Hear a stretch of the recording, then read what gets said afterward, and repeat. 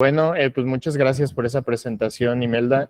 Justamente las palabras con las que iniciabas, pues son clave, ¿no? Para entender el por qué Jalisco necesita regular las emisiones de gases de efecto invernadero en un contexto en el que, pues, el comercio internacional lo va a requerir. Y si no lo regulamos nosotros, pues los productos que nosotros podamos estar exportando van a ser penalizados, ¿no?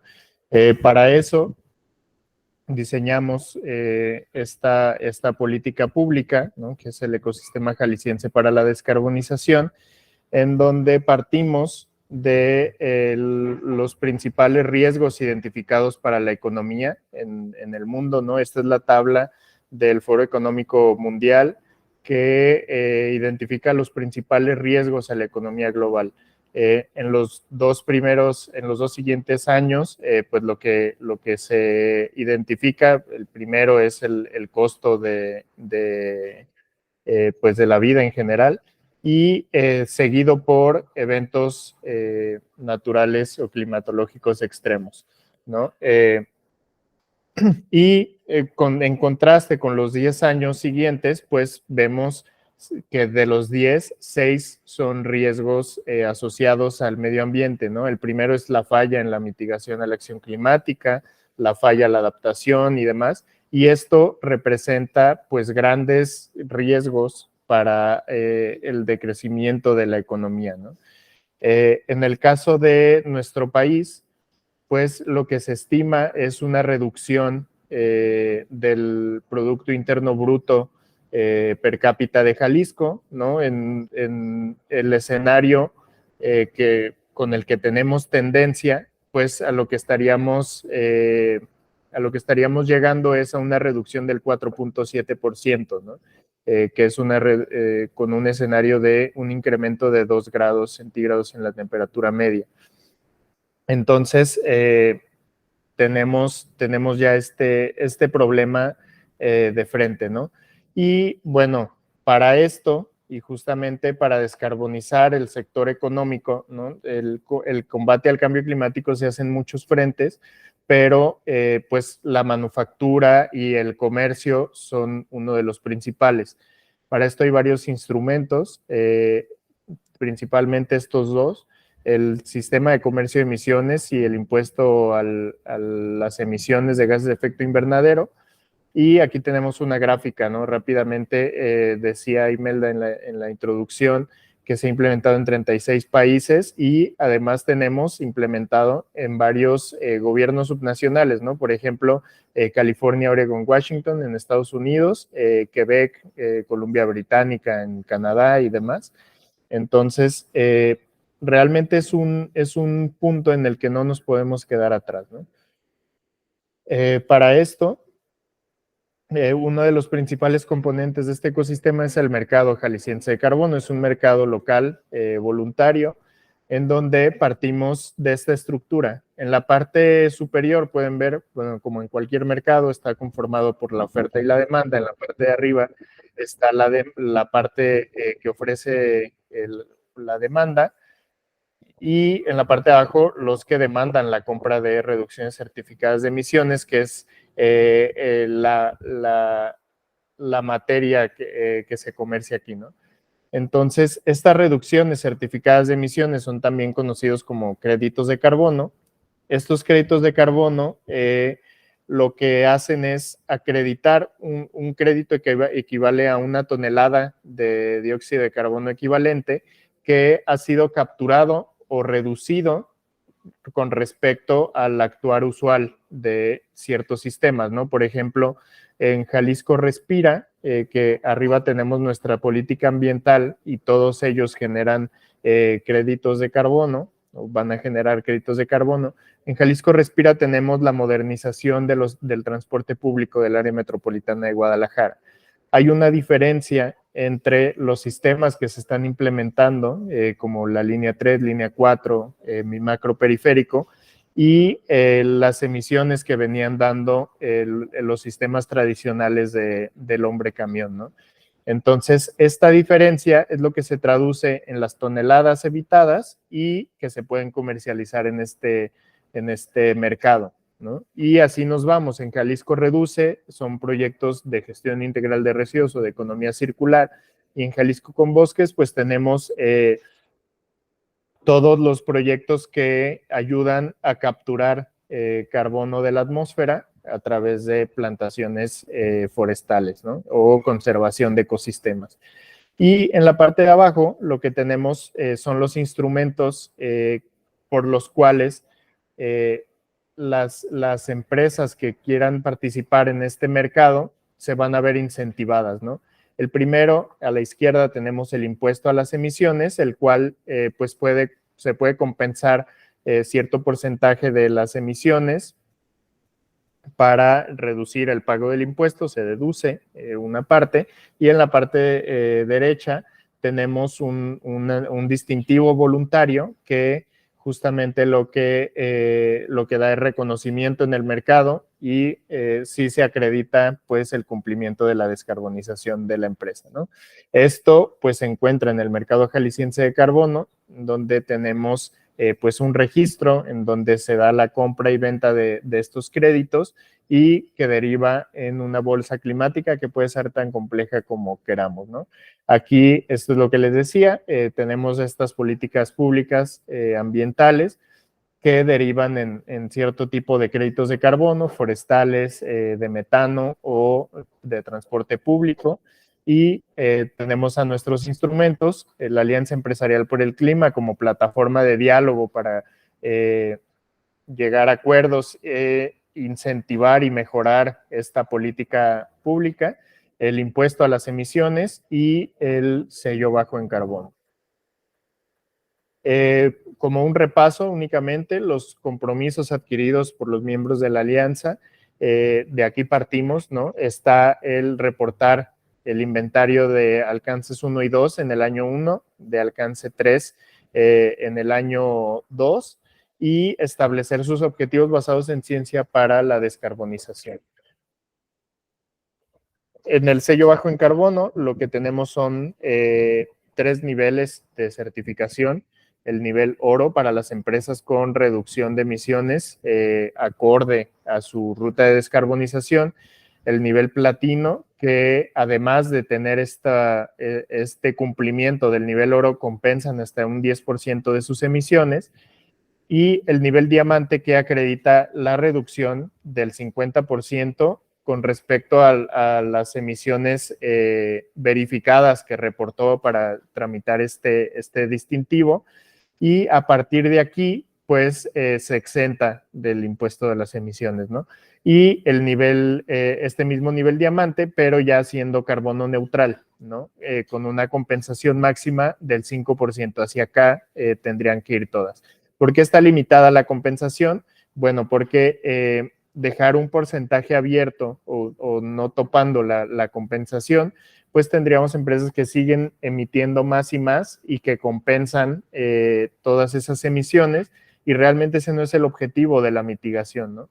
La mitigación es dejar de emitir. Tenemos algunas herramientas para el desarrollo de estos proyectos o para dar facilidades. Por ejemplo, tenemos esta aplicación de celular para que los propietarios de bosques puedan acceder a generar créditos de carbono. Con esto se pueden acercar a los desarrolladores, pero ya con información de cuál es el potencial que tiene su predio. Esto rápidamente te captura el predio forestal que deseas analizar y te da un potencial de la captura de carbono de ese predio, ¿no? Y eso es lo que podrías estar pensando que puedes comercializar. Hace falta un desarrollo más allá, pero da una base de la cual partir.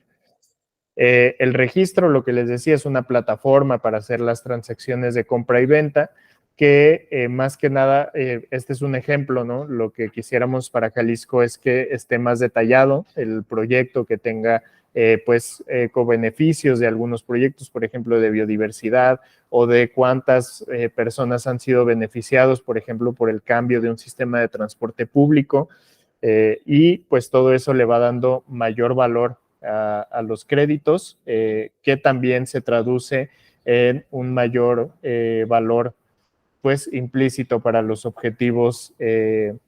Si las empresas tienen estrategias de ASG, pues les favorece más también el tener un mejor reconocimiento. Las emisiones compensadas pues tienen que tener un certificado de cancelación, ¿no? Este es un ejemplo en donde se cancelan 40,000 créditos, ¿no? De esta manera, pues ya no se pueden volver a compensar y no tenemos una doble contabilidad. Y la bolsa climática puede ser tan compleja como queramos. Lo que les decía, puede tener incluso una vinculación con el mercado bursátil para emitir bonos climáticos o demás, pero el nivel básico, digamos, es simplemente el acomodo de la oferta, la agregación para llegar a volúmenes suficientes para tener una transacción pues más controlada, ¿no? En donde se agregan a lo mejor 4 o 5 vendedores para una sola venta. Y entrando en materia del impuesto, ¿no? Que es como la columna vertebral de toda esta política, pues partimos de justamente las penalizaciones que se vienen, ¿no? Por ejemplo, en la Unión Europea fue aprobado un arancel para las importaciones de ciertos productos, ¿no? Que ya empiezan a operar en octubre de este año y que se espera que para 2030 ya abarque todos los bienes importados por la Unión Europea, en donde básicamente si no están regulados en su país de origen, pues se les cobrará como si hubieran sido producidos en un territorio europeo, ¿no? Y en Estados Unidos, el FAIR Act también introduce estos aranceles, ¿no? En donde justamente las tasas del costo ambiental del producto importado se estarían cobrando al importador como si hubiera sido producido en territorio estadounidense. Entonces esto nos elevaría muchísimo los costos de los productos que se están consumiendo en Estados Unidos y en la Unión Europea y pues desincentivaría la importación de países no regulados, ¿no? Y para eso justamente pues Jalisco está pensando en adelantarse en esto, ¿no? Termina siendo una ventaja competitiva sobre otras regiones o incluso otros estados que no tienen estas regulaciones, ¿no? Tenemos identificación de procesos internos, ¿no? Las mismas empresas al estar revisando de manera recurrente sus emisiones, sus procesos, pues pueden justamente mejorar estos y reducir las pérdidas que tienen por vicios en los procesos, ¿no? Tenemos también una estrategia de internalizar los impactos ambientales y pues de reducir la exposición de la industria jalisciense a futuros precios del carbono en otros mercados, ¿no? Como ya les decía, pues hay dos esquemas principales de mecanismo de fijación de precio al carbono. El primero es el sistema de comercio de emisiones, el cual establece derechos de emisión, los van reduciendo y las empresas que no alcancen su derecho topado, pues pueden vender esa diferencia, ¿no? Y está el ejemplo de los impuestos, el cual establece directamente un precio al carbono y pues va estimulando con este precio justamente la descarbonización, ¿no? Puedes tener mayores penalizaciones si no se están acatando políticas de mitigación o beneficiarlos en el costo, en un costo más bajo si se están alcanzando los objetivos, ¿no? Y bueno, los antecedentes del impuesto al carbono en Jalisco. Tenemos que una primera versión fue enviada al Congreso del Estado en 2020 y en 2022, derivado del cambio de la legislatura, se desecha por un formalismo legislativo de después del cambio de legislatura tener 6 meses sin regresar al Pleno, ¿no? Las reformas a las leyes que se incluyen para la creación del impuesto es a la ley de ingresos, en donde se genera justamente el concepto de impuesto sobre las emisiones de gases y compuestos de efecto invernadero, entre otras, ¿no? Vamos a ver más a detalle. La Ley Estatal del Equilibrio Ecológico, se reforman la sección en donde se establecen el registro, cómo vamos a llevar a cabo el registro, la Ley para la Acción ante el Cambio Climático, donde se establece la obligación de algunas empresas, el Código Fiscal, donde se establece pues prácticamente a la Procuraduría como una autoridad fiscal para dar cumplimiento de este instrumento, y la Ley de Hacienda del Estado de Jalisco, en donde pues también se establece los componentes, por ejemplo, de deducción de las emisiones. Hay instrumentos secundarios, norma ambiental estatal que establece la metodología del reporte, el acuerdo para establecer el reporte de la cédula de operación anual, que es donde van a estar integradas las emisiones por medios digitales, la plataforma que es Ventanas EMADET, la norma ambiental estatal del sello bajo en carbono, y para la regulación de transacciones de reducciones certificadas, ¿no? Y bueno, ¿quién es sujeto del impuesto o cómo se determinó a los subsectores?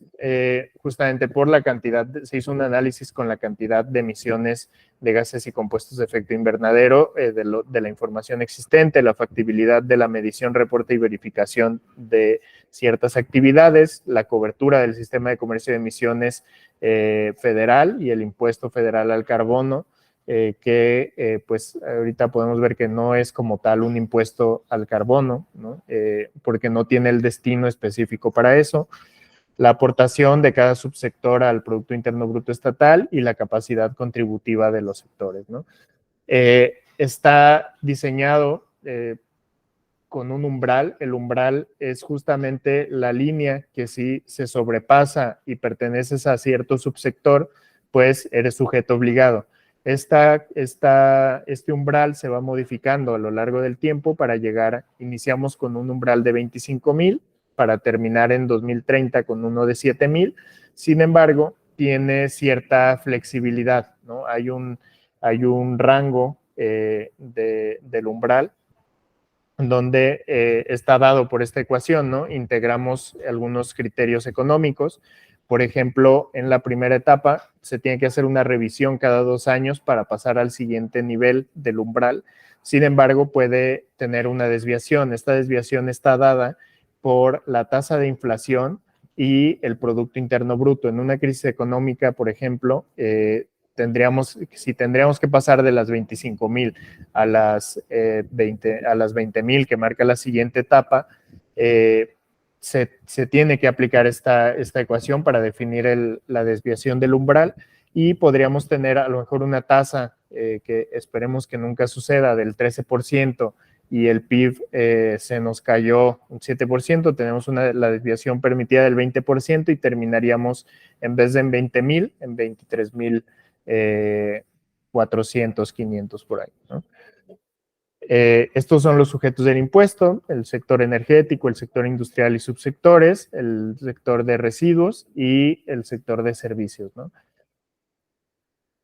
El análisis de precio al carbono, bueno, iniciamos, este es un análisis que se basa en 3 factores, ¿no? El costo social del carbono, que es lo que le cuesta a la sociedad cada tonelada de dióxido de carbono o de algún gas de efecto invernadero en la atmósfera, ¿no? Por riesgos y consecuencias del cambio climático, el costo del impuesto al carbono vigente en América, ¿no? En otras jurisdicciones, y el precio de los créditos de carbono.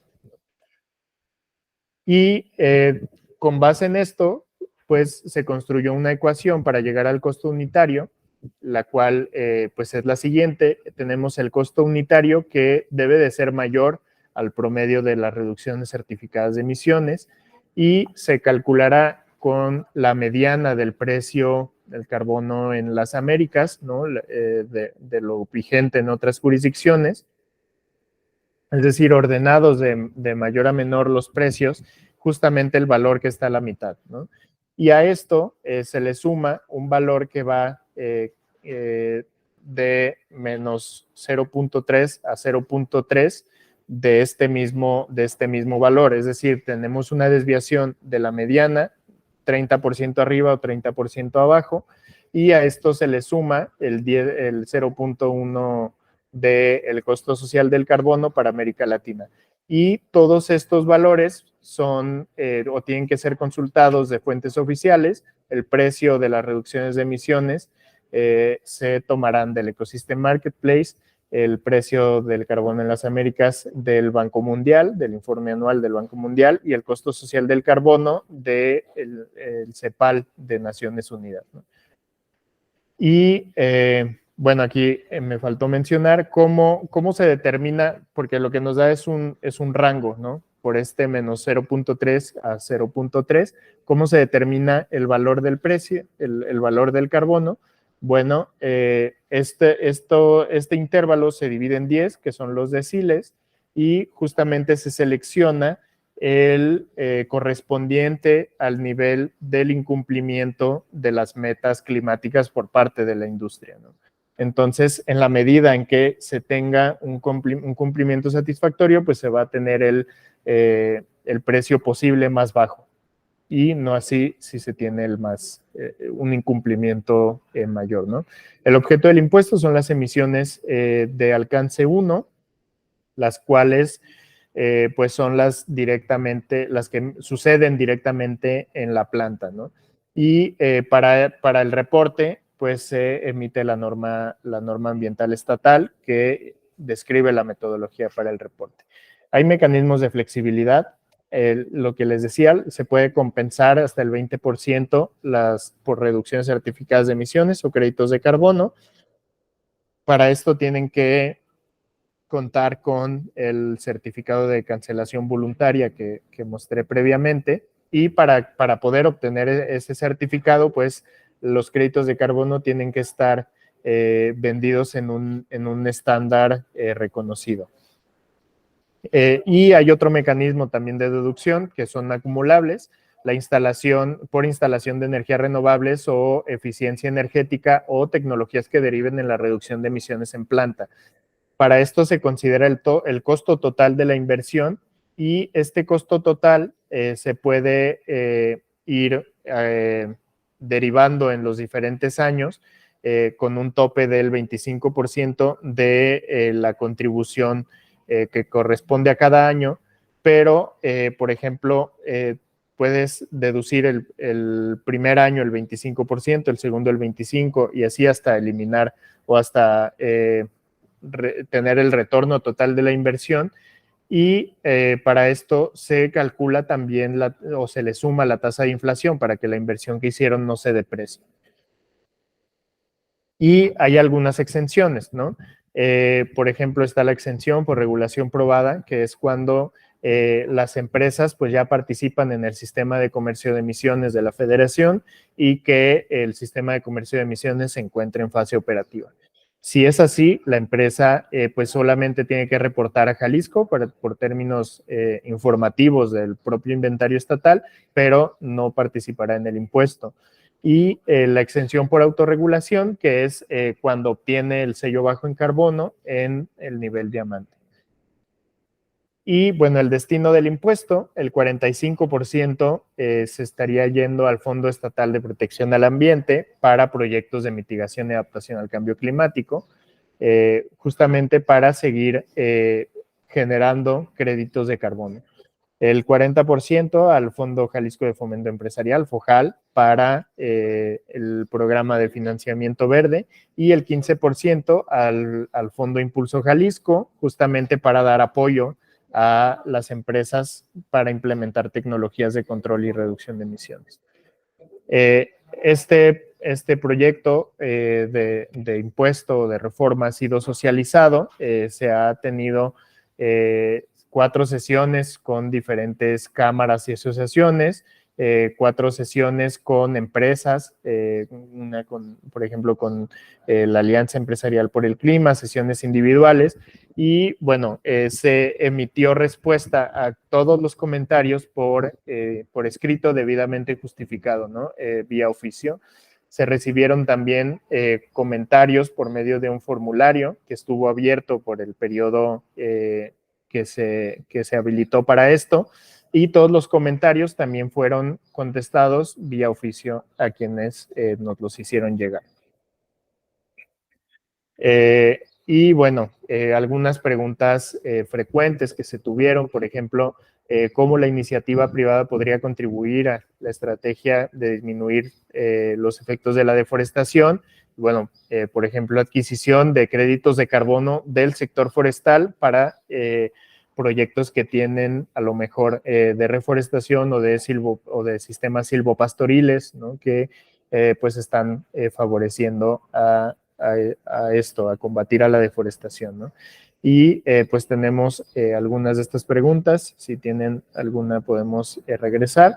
Y bueno, la ruta de implementación del impuesto, como estaba planteado, es que en este año se comenzara con la etapa piloto. Se tienen considerado en la iniciativa 2 años de etapa piloto, ¿no? Para un reporte, donde se tiene la obligación del reporte, pero no hay un cobro por ello, no hay una tarifa por la tonelada de dióxido de carbono equivalente, y para que en 2025 ya sea, ya se cuente con un precio, pero el cobro o la recaudación vendría hasta 2026, ¿no? Y eso es todo.